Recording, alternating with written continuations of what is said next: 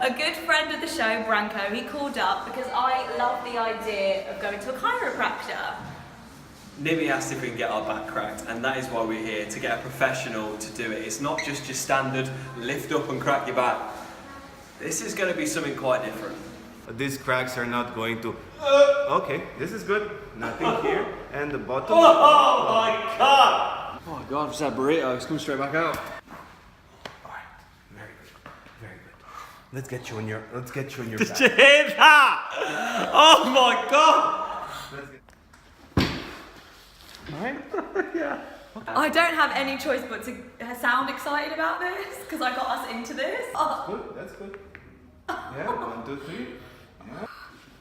Nothing. Here, just one and the small one. Come, let's turn it in the other side. Yeah, that one. Just that one. Okay?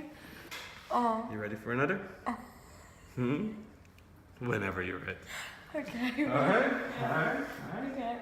Branko, thank you so much. welcome. How do you feel? I feel just on top of the world. You said something about the endorphins. Yeah. The endorphins that come out during it. I just feel high as a kite. I Hi. know, Yeah. that was amazing. Okay. Well, I hope you enjoyed it.